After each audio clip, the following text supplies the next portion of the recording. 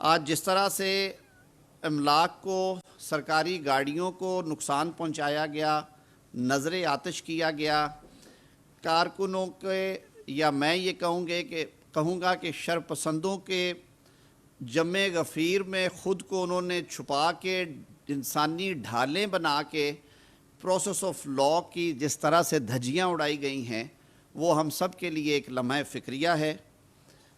اب دوسری بات جو بار بار سننے میں آ رہی ہے، ادھر سے بیان بھی دیے جا رہے ہیں کہ لاہور زمان پارک میں جو ایکشن ہوا ہے وہ پی ڈی ایم کی حکومت یا سیاسی حکومت نے اپنی سیاسی مخاصمت میں کیا۔ تو آپ سب کے سامنے ہے کہ پنجاب میں ایک نگران سیٹ اپ ہے، وہ انڈیپینڈنٹلی حکومت کے معاملات چلا رہے ہیں، نگران کابینہ ہے۔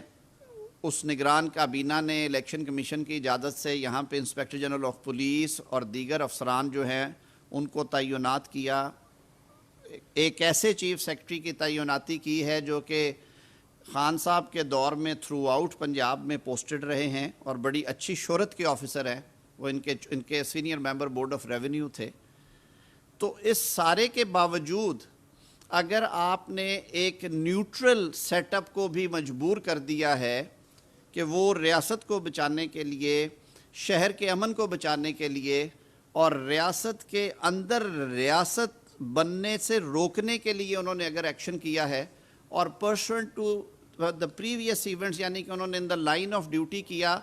جو تماشا زمان پارک میں لگایا گیا جب ان وارنٹس کی تعمیل کے لیے پولیس یہاں پہ آئی، اور جس طرح سے پولیس پہ حملہ آور ہوئے لوگ اور درجنوں پولیس اہلکاران کو اور افسران کو زد و کوب کیا گیا، ان پہ پتھراؤ کیے گئے، پیٹرول بومب پھینکے گئے، غلیلوں کے ذریعے پتھر اور وہ موٹے کینچے پھینکے گئے، تو اس کے بعد ظاہر ہے انہوں نے تفتیش تو کرنا ہے۔